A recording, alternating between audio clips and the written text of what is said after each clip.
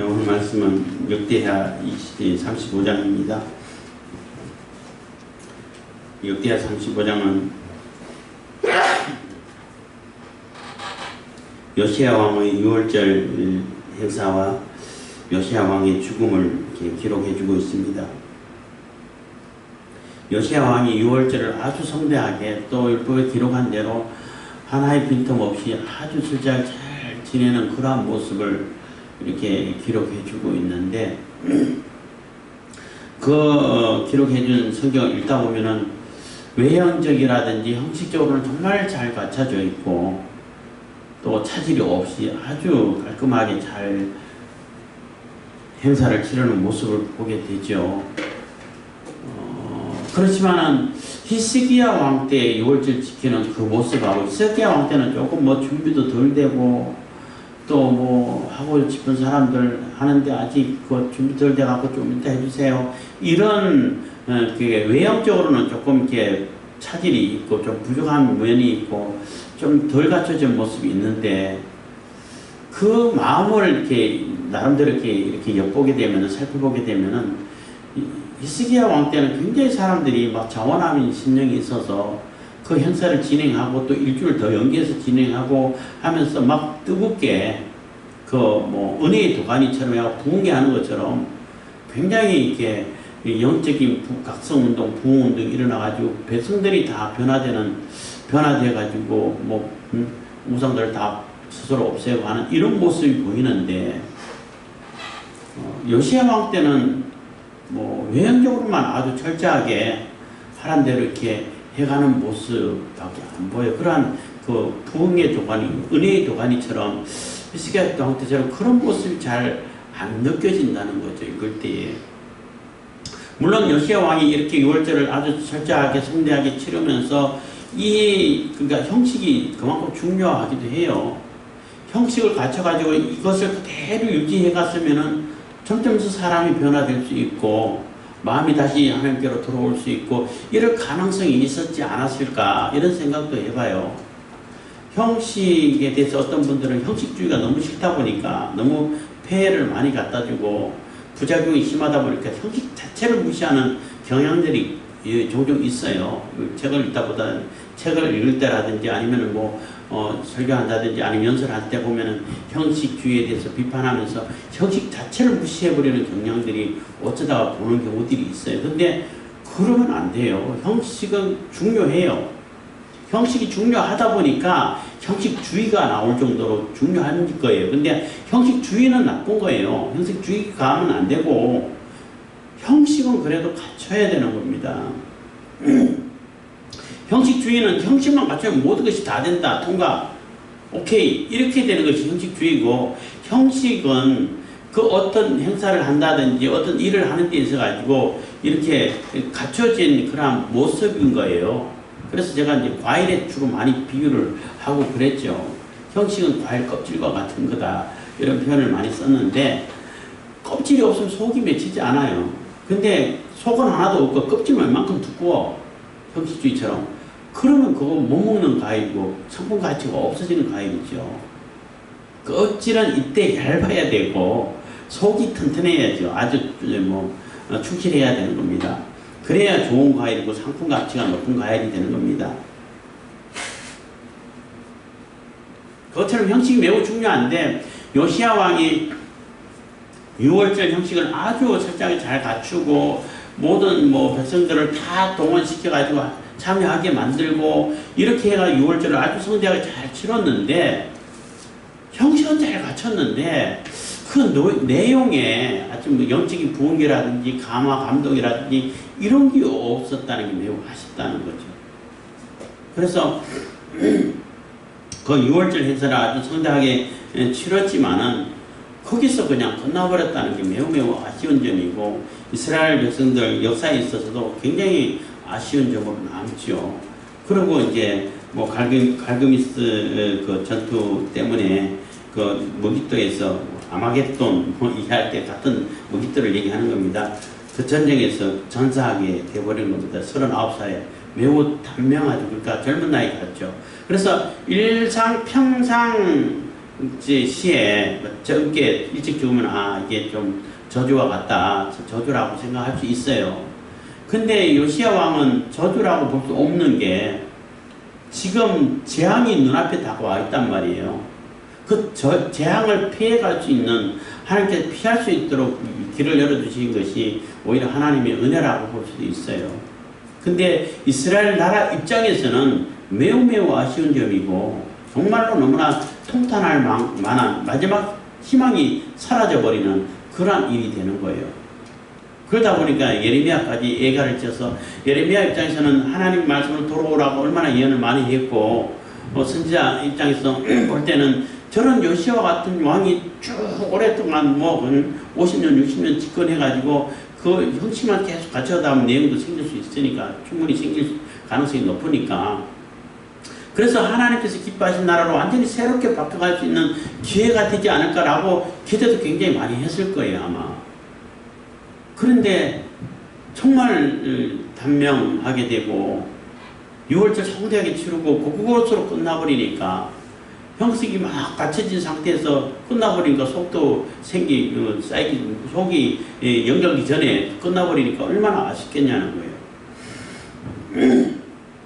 그래서 지난번에 무슨 다른 데 성경을 얘기하다가 히스기야 왕 때랑 또 요시야 왕 때를 비교해서 설명한 적이 있습니다만은, 요시야 왕 때는, 히스기야 왕 때는 백성들이 막 감화감동이 되고 변화가 되고 하다 보니까 하나님께서 한 번 더 기회를 준 것 같고, 요시야 왕 때는 백성들이 그런 마음이 없어요.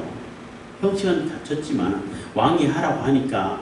근데 요시야 왕만 속이 타는 거예요. 그냥 속된 말로 똥줄이 타는 거예요. 빨리 이렇게 회복시켜가지고 빨리 바꿔가지고 하나님이 재앙을 면할 수 있으면 면하게 해서 다시 하나님 나라를 돌이켰으면 좋겠다는 그 왕만 그 속이 바짝바짝 타는 거예요. 급한 거예요. 근데 관료들이라든지 백성들은 그러나 안타까움이 없어. 그냥 하라고 하니까 열심히 하고, 또 왕이 하니까 자기도 나도 하는 게 좋겠다 싶어서 또 즐거운 마음으로 또 이렇게 헌물하고 헌금하고 헌납하고 이런 거는 있는데, 그 하나님에 대한 신앙의 그 절박함이라든지 간절함이라든지 그 영적으로 이렇게 은혜의 도가니 들어간 것처럼 감화 감동이 돼가지고 서로 우상을 타파하고 서로 변화된 그런 모습 사는 이런 모습이 안 보인다는 거예요. 그러니까 하나님께서는 그냥 그대로 재앙을 실행해 버리신 게 아닌가, 이런 생각을 하게 되는 겁니다. 35절 1절입니다. 쭉 읽어가면서 설명하겠습니다. 요시아가 예루살렘 여호와 앞에서 6월절을 지켜 정월 14일에 6월절 어린 양을 잡으니라. 그래서 6월절도 아주 정확하게 어린 양 잡아야 그 시기에 탁 잡고 한 채의 오차 없이 이렇게 잘 실행했다는 것입니다. 왕이 제사장들에게 그 직분을 맡기고 면류한다는 말이 좀 어려운 말이죠. 문자적으로 달라붙다 이런 뜻이라는데, 이렇게 막 용기를 심어주고 북돋우게 잘 할 수 있도록 이렇게 장려한다고 해야 되나요? 하여튼 그런 뜻으로 보시면 됩니다. 그래서 이거 직분을 맡기고 용기를 줘가지고 잘할 수 있다, 이렇게 칭찬해줘가지고 잘할 수 있도록 이렇게 했다는 겁니다. 잘할 수 있도록 여호와의 전에서 사물을 행하게 하고, 또 여호와 앞에 구별되어서 온 이스라엘을 가르치는 레위 사람에게 이르되, 거룩한 궤를 이스라엘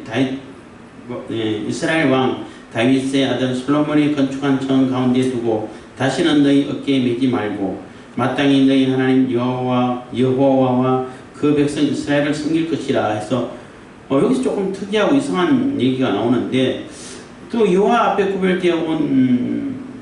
구별되어서 온 이스라엘을 가르치는 레위 사람에게, 레위 사람들이 그 법궤를 맨단 말이에요. 이르되 거룩한 궤를 이스라엘 왕 다윗의 아들 솔로몬이 건축한 정 가운데 두고 다시는 너희 어깨에 매지 말고 마땅히 너희 하나님 여호와와 그 백성 이스라엘을 섬길 것이라 했는데, 법궤를 솔로몬 왕이 건축해가지고 거기에 지성소에 갖다 놨잖아요. 근데 또 메고 나갔다는 얘기가 되는 거예요. 언제 나갔을까? 이거는 이제 추측할 수밖에 없는데, 아마 므낫세 왕이 그 성전에 그냥 가진 우상 다 갖다 넣고 막 성전을 막 훼손시키고 할 때에 이 제사장들이 이 법궤는 지켜야 된다 해가지고 급하게 메고 다른 데로 옮겨놨지 않았을까, 이런 추측을 해볼 수 있는 거예요.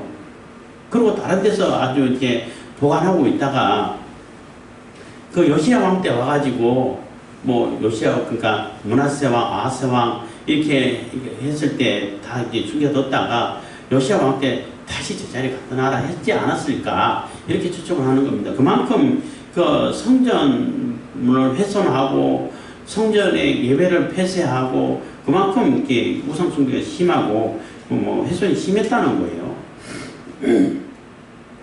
그래서 어쨌든 간에 다시는 이제 이 성전에서 매어 나가지 말게 해라, 이제 다시는 그런 일이 없도록 해라 하는 얘기가 되는 겁니다. 그래서 그 므낫세 왕 때 그러한 일을 있을 때 이 사람들이 옮겨놓지 않았을까, 이런 생각을 하는 겁니다. 그래서 다시는 너희 어깨에 매지 말고 마땅히 너희 하나님 여호와와 그 백성 이스라엘 섬길 것이라. 그래서 이제 법궤를 지성소에 갖다 놓고 이제는 맬 일이 없도록 해가지고 이제 거기에 매는 법궤를 메고 옮기고 이런 데 신경 쓰지 말고 이제 안 옮겨지니까 고정됐으니까 이제 백성들을 가르치는 데 더 힘쓸 수 있도록 율법을 가르치고 하나님 말씀 가르치고 이럴 수 있도록 그런 데 힘쓰라고 이렇게 얘기를 하는 거예요. 그러니까 이제는 더 이상 성전을 훼손시키고 우상을 갖다 놓고 이런 짓 하지 말고 하나님께서 하라고 하신 대로 그대로 하고, 그러면 이제 법궤를 맬 일이 없잖아요. 그 성전 갖다 놓으니까. 그러니까 백성들 가르치는 데 힘쓸 수 있도록 좀 해라, 이런 당부를 하고 있는 겁니다. 그러니까 그동안 뭐 사실 뭐 성전 관리가 엉망이었고 심지어는 법궤조차도 훼손될까봐 다른 데 옮겨놔야 되는 그런 상황까지 가지 않았나, 이렇게 생각을 하게 되는 겁니다. 4절, 너희는 이스라엘 왕 다윗의 글과 다윗의 아들 솔로몬의 글을 준행하여 너희 족속대로 반열을 따라 스스로 예배하고. 그래서 다윗이 그 반차를 다 세워놨잖아요. 그리고 솔로몬이 또 반차를 실행하게끔 했잖아요. 그것대로 다시 회복해서 그 성전 제사를 실행해 가라는 겁니다. 5절, 너희 형제 모든 백성의 족속의 차서대로 또는 레위 족속의 차서대로 성소에 서서 스스로 성결케 하고 6월절 어린 양을 잡아 너희 형제를 위하여 예비하되 여호와께서 모세로 전하신 말씀을 조차 행할지니라. 그래서 말씀대로 그대로 실행한다는 겁니다. 아주 형식적으로는 실질적으로 행사에 있어 가지고는 빈틈 없이 아주 철저하게 잘 지켜가고 있는 모습이죠. 7절입니다. 요시야가 그 모인 백성들에게 자기의 소유 양떼 중에서 어린 양과 어린 염소 3만과 수소 3천을 내어 6월절 제물로 주며, 그래서 왕이 또 제물을 내 가지고 6월절에 하나도 제물이 없어서 참석 못하는 자가 있으면 안 되니까 아주 흔쾌히 헌금을 하는 것입니다.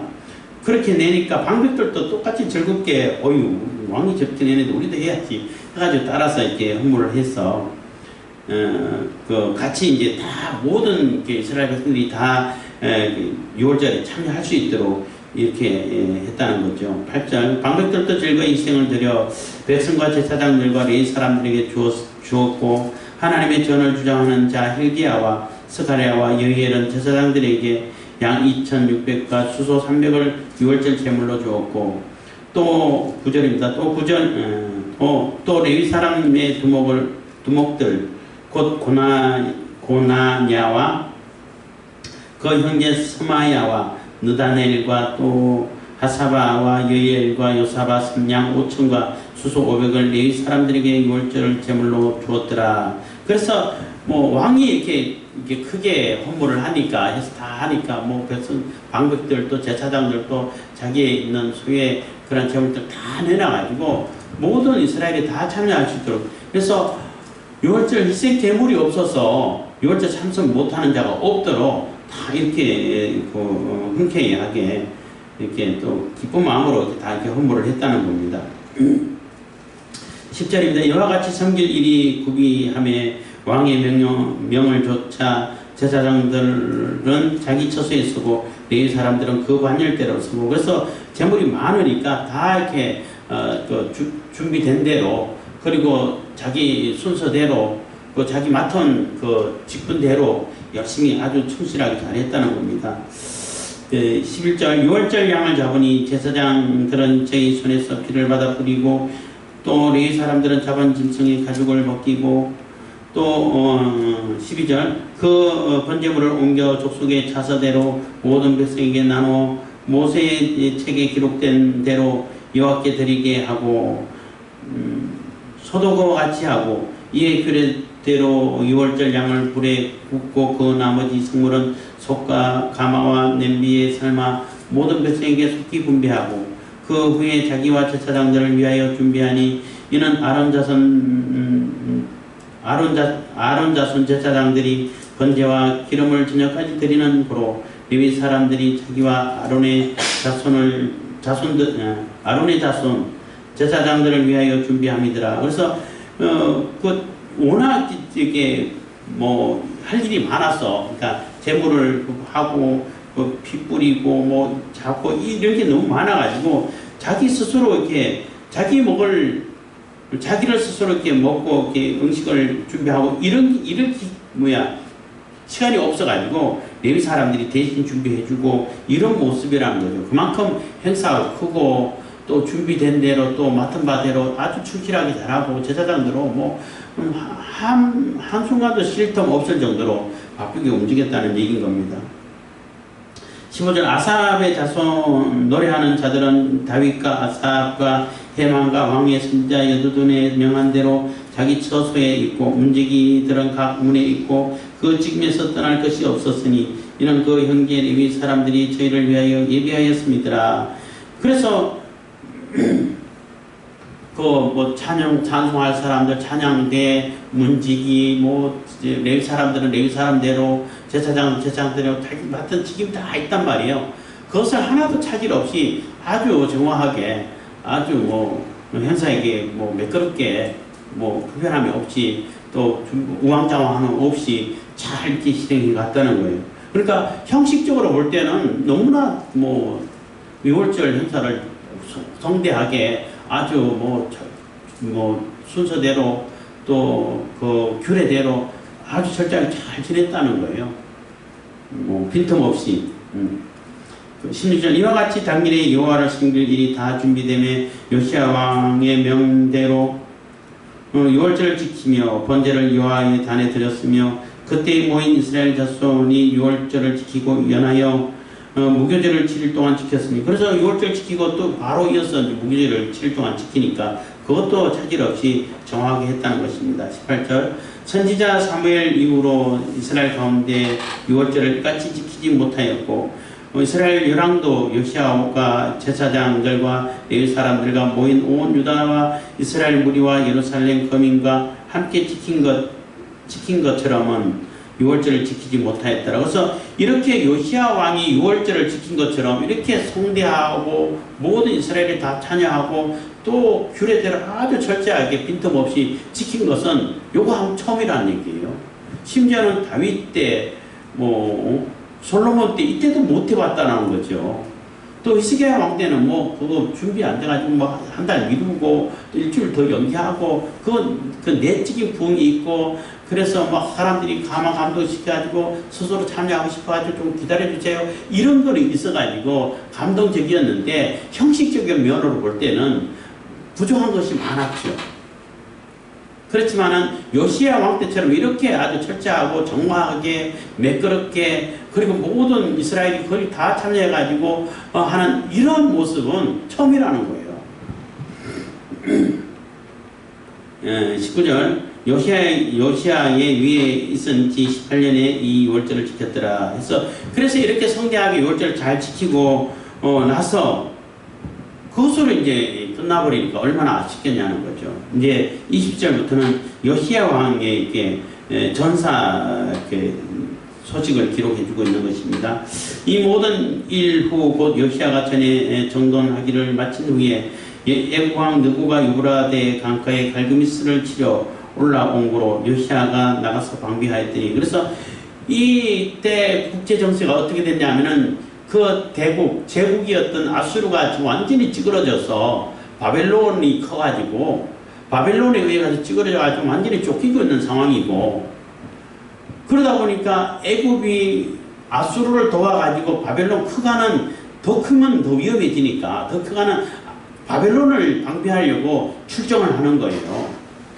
출정하는데 그 요시야 입장에서, 유다 입장에서는 아수르가 커지고 다시 살아나면 안 돼.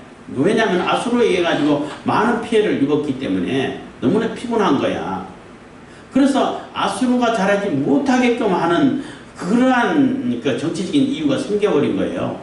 그래서 요시야가 그 애굽 왕을 가로막아가지고 서가지고 전투를 하게 되는 것이고, 애굽 입장에서는 만약에 유다와 전투를 안 하고 바로 아수르하고 연합해가지고 바벨론을 막았었으면은 갈고미스 전투가 바뀌지 않았을까? 아니면은 또 다른 결과가 나지 않았을까? 이런 아쉬움이 있다는 거예요. 근데 이제 갈고미스 전투에서 그 아수르하고 연합해가지고 했는데 바벨론에게 박살나버렸죠. 거의 전멸되다시피 한 거예요. 그래도 군사력은 유다보다는 강할 수 있으니까. 그러니까 애굽 입장에서는 유다가 너무나 원망스러운 거야. 너무 화가 나겠죠. 그렇잖아요. 그래서 돌아오는 길에 그 분풀이를 유다에게 다 한 거예요. 다 그냥 왕 다 죽이고 갈아엎어버리고, 죽인 게 아니라 잡아가지고 결국 죽이고, 또 다른 엘리야김을 여호야김을 이름 바꿔가지고 왕으로 세워놓고 어마어마한 또 전비를 무르게 만들고 이렇게 했다는 거죠.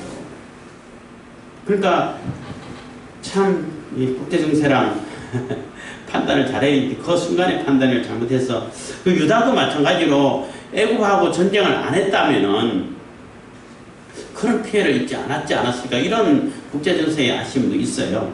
어쨌든 간에 요시야는 지금 막아야겠다는 그 생각밖에 없어가지고 애국왕 느고의 말을 듣지를 않아요. 21절, 느고가 요시야에게 사절을 보내어 가로되 유다 왕이여, 내가 그대와 무슨 관계가 있느냐? 내가 오늘날 그대를 치려는 것이 아니요 나로 더불어 싸우는 족속을 치려는 것이라. 하나님이 나를 명하사 속히 하라 하셨은즉 하나님이 나와 함께 계시니 그대는 하나님을 거스르지 말라. 그대를 멸하실까 하노라 하나. 요시야가 몸을 돌이켜 떠나기를 싫어하고 변장하고 싸우고자 하여 하나님의 입에서 나온 누구의 말을 듣지 아니하고 먹잇도 꼴짝이 이르러 싸울 때 했는데, 여기 이 21절 22절 내용은 우리가 정말 생각을 잘 해봐야 된다는 거예요. 무슨 얘기냐면은 하나님의 말씀에 대해서 누구가 잘 알겠어요? 요시야가 잘 알겠어요. 요시야가 훨씬 하나님과 가깝고 여호와의 말씀, 하나님의 말씀을 늘 접하고 선지자를 듣고 말씀을 듣고 이랬던 사람이죠. 그러니까 하나님께서는 요시야를 통해 가지고 누구에게 말할 수는 가능성이 훨씬 높죠. 근데 하나님 섬기지도 않고 하나님하고 별로 상관없던 살던 그 누구가 요시야에게 이거 하나님 명령이야, 막지마, 이런 얘기를 한다는 거예요. 그럴 때 요시야가 웃기고 있네, 하나님 알지도 못한 주제에 이렇게 무시를 해버렸다는 거죠. 근데 성경에서는 누구의 입에서 나온 하나님 말씀이라고 얘기한다는 거죠. 그렇기 때문에 우리가 이게 하나님 말씀인지 아닌지를 분별할 수 있어야 된다는 거죠. 그래서 제가 언젠가 말씀드렸습니다만은 하나님의 말씀이면 무조건 들어야 돼요. 거기는. 그래 우리에게 유익이 있고 복이 되는 거예요. 근데 뭘 분별을 해야 되냐 하면 이게 진짜 하나님 말씀인지 아닌지를 분별해야 되는 거예요. 하나님을 가장한 거룩한 천사를 가장한 사탄의 장난이 있기 때문에 이게 하나님의 말씀인지 아닌지를 분별해야 돼. 그래 분별해서 하나님 말씀이라면은 무조건 들어야 돼. 그거는 이유가 없어요. 순종해야 돼. 들어야 돼. 근데 듣기 전에 이게 진짜 하나님 말씀인지 아닌지를 이렇게 분별해야 되는데 그걸 어떻게 분별하느냐는 거죠. 그래서 요시야가 정말로 이렇게 깨어 있었다면, 하나님께 지혜를 주셨다면은,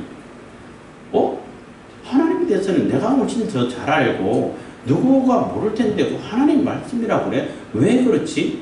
이런 의심을 가졌어야 되는 거예요. 가져가지고 하나님께 여쭤야 되는 거죠. 하나님께 기도해서 또 선지자를 통해 가지고 기도해봐라 누구 이런 얘기하는데 어떠냐 하나님 뜻이 무엇이냐 이렇게 하나님 뜻을 이게 찾아봤어야 되는 거예요. 그래야 분별할 수 있게 되는 거죠. 그렇잖아요. 그렇지 않고 누구 하나님도 모르고 하나님 성경도 안 듣 누구가 하나님 말씀에 그래 웃기고 있네 그거 아니야 라고 자기 판단을 해버렸다는 거예요. 자기 스스로 그냥 하나님 뜻을 여쭙지도 않고 하나님 뜻을 알아보지도 않고 선지자에게 한번 하나님 뜻이 무엇인가 살펴보라고 얘기하지도 않고 자기 스스로 판단해버렸다는 거예요. 그게 결정적인 실수죠. 그러니까 그런 지혜를 발휘하지 못하게 한 것이 하나님께서 데려가시려고 요시야를 데려가시려고 하셨다고 볼 수밖에 없는 거죠. 그러니까 우리가 이제 이것을 우리에게 적용시킨다면은 내가 늘 하나님 말씀을 이렇게 다루고 뭐 설교 특히 목사 직분을 가진 분들은 설교하고 성경을 늘 보잖아요. 그렇기 때문에 항상 하나님 말씀은 내게서 나가고 내가 나간 말이 내게서 나가는 말이 다 하나님 말씀이야 이런 교만을 부리면 안 돼요. 그래서 내가 하는 건 다 하나님 뜻이야. 뭐 굉장한 교만한 얘기예요. 진짜 하나님 뜻인지 아닌지는 성경을 근거로 성경에 합당한 것인지 이게 검증을 해볼 수 있어야 되는 겁니다. 그래서 또 성경에는 잘 모른다고 생각하고 평신도가 누가 얘기해도 그거 하나님 말씀인 것 같은데요. 이렇게 얘기하면 그래? 하고 들어볼 수 있고 진짜 하나님 뜻이 맞는지를 살펴볼 수 있고 성경을 근거로 이렇게 확인해 볼 수 있는 그런 지혜가 필요한 겁니다. 근데 이제 목사 직분을 가진 분들이 특히 이제 그런 경우들이 종종 보는데 내가 하나님 말씀 전하는데 내가 말이 하나님 말씀인 거지 이런 교만을 부릴 때가 있어요. 그러다 보니까 제가 이제 그 전도사 시절 때 목사 고시 볼 때 상담한 얘기가 잠깐 생각나는데 시간이 자꾸 가는데 짧게 얘기하면은 그런 질문을 했어요. 상담이 아니고 뭐죠? 면접 보는 그 목사님, 이제 나이 드신 목사님이고 선배 목사님들인데 만약에 하나님의 뜻하고 목사의 뜻하고 다르면은 누구의 뜻을 따라야 되냐고 질문을 하더라고. 그래서 그럼 생각도 안 해보고 당연히 하나님 말씀 따라야 돼. 하나님 뜻을 따라야죠. 이렇게 대답한 거예요. 그러니까 아니라는 거예요. 왜 아니죠? 하나님 뜻하고 그 목사님 담임 목사님의 뜻하고 다르면은 하나님 뜻을 따라야 되는데 왜 아니냐고 했더니 담임 목사 뜻을 따라야 된다는 거예요. 왜 그래야 되죠? 제가 질문을 했어요. 그러니까 담임 목사가 하나님 뜻하고 다를 수가 있냐고. 다를 수가 없기 때문에 담임 목사의 뜻을 따르면 하나님 뜻을 따르는 것이 된다고 이렇게 또 대답을 하시더라고. 아니 분명히 다르다고 얘기를 했잖아. 처음에. 그때는 그런 생각을 못했어요. 그리고 끝냈는데 그 면접을 그렇게 하고 끝냈어요. 뭐 더 이상 달 필요도 없고 면접 시간에 그렇게 해봐요. 목사 면접 보는데 더 거기서 논쟁하면은 땡칠 수도 있잖아. 그리고 그러고 끝냈는데 나중에 생각하니까 분명히 다르다고 전제를 했잖아요. 그럼 다른 거지. 다르다고 전제를 했는데 나중에 같다고 하는 게 논리 모순이 있죠. 제가 조금 분석적인 사고방식을 가져가지고 그런지 모르겠지만은 그런 경우가 있다는 거예요. 내가 담임 목사지만은 내가 또 많은 경력을 가진 목사지만은 나도 잘못 판단할 때가 있어 라는 그러한 겸손한 마음을 가져야죠. 그리고 저 사람이 하나님 뜻을 얘기하는데 그게 진짜일까? 내가 생각하는 거하고 왜 다르지? 뭐가 달라가지고 이렇게 달라졌을까 하고 검증할 필요가 있는 거죠. 근데 그렇게 검증하지 않아가지고 요시야는 누구가 무슨 하나님을 알아. 하나님 뜻 얘기하는 웃기는 소리 하지 마고 혼자 그냥 판단을 해버렸다는 겁니다. 그게 가장 큰 실수 중에 하나라고 볼 수 있는 거죠. 그래서 싸울 때에 그냥 또 혹시 또 몰라가지고 왕복 벗고 변장해가 싸우는 거예요. 아합하고 비슷한 상황이 돼버린 거예요. 그래서 활수론자가 저 사람이 요시야 왕이다 하고 알고 쓴 것이 아니고 전쟁 중에 적군을 향해서 애국 군대는 유다 군대를 향해서 활 쏘고 했겠죠. 그 화살에 안 맞아가지고 결국은 죽게 됐다는 거예요. 23절 활쏘는 자가 요시야 왕을 존지라 왕이 그 신복에게 이르되 내가 중상하였으니 나를 도와 나가게 하라. 그러니까 아합은 화를 맞아가지고 나가고 싶어도 너무나 싸움이 맹렬해갖고 못 나가가지고 과다출혈로 결국 죽었는데, 이게 그 요시야 왕은 나갔어요. 잘 나가가지고 예루살렘까지 가는 도중에 뭐 과다출혈을 해서 죽은 것 같아요. 조금 보기가 조금 달라요. 24절, 그 신복이 저를 병거에서 내리게 하고, 그래서 병거에서 내리고 일반 그 병거, 그러니까 왕이 평상시에 타는 병거, 그러니까 전쟁할 때 타는 병거랑 일반 병거랑 다르죠. 그러니까 일반 병거를 타면은 군사들이 덜 쫓아오겠죠. 그 전투용이 아니기 때문에. 하여튼 그거를 거기서 태워가지고 예루살렘으로 왔는데, 이런 후에 결국은 왕이 죽어버렸다는 겁니다. 그 10주의 묘실에 장사하니라 온 유다와 예루살렘 사람이 요시야를 슬퍼하고, 그러니까 얼마나 슬프고 애통하겠냐는 거죠. 요시야 왕이 조금 더 오래 살고 계속 이 계획을 이어나갔더라면은 과연 하나님의 재앙이 조금 더 연기되거나 아니면 면제되지 않았을까, 이런 아쉬움이 있다는 거죠. 근데 그러한 기회는 없어지고 더 이상 기회는 주어지지 않고 요시야 왕은 결국은 죽게 됐다는 거죠. 그리고 너무나 아쉽기 때문에 또 아주 성대하게 또 이렇게 장례를 잘 치러줬고, 또 예레미야는 또 애가까지 지어서 부르게 했다는 겁니다. 25절, 예레미야는 저를 위하여 애가를 지었으며 노래하는 남자와 여자는 요시야를 슬퍼하고 노래하니 이스라엘의 규례가 되어 오늘까지 이르렀으며 그 가사는 예가 중에 기록되었더라. 그래서 여기서 오늘까지란 얘기는 이 역대기를 쓰는 에스라가 쓰는 그 시점이 아니고, 에스라가 쓰던 그 자료를 이렇게 바탕으로 해가 쓰고 있잖아요. 그 자료가 기록된 그 원자료가 기록될 때 오늘까지라고 보시면 돼요. 하여튼 이러러 그 가사는 애가 중에 기록되었더라. 요시야의 남은 사적과 여호와의 율법이 기록된 대로 행한 모든 선한 일과 그 시종 행적이 이스라엘과 유다 11개 기록되니라. 그래서 다 기록되었는데 너무너무 아쉽다는 거예요. 너무너무 아쉽다는 거죠.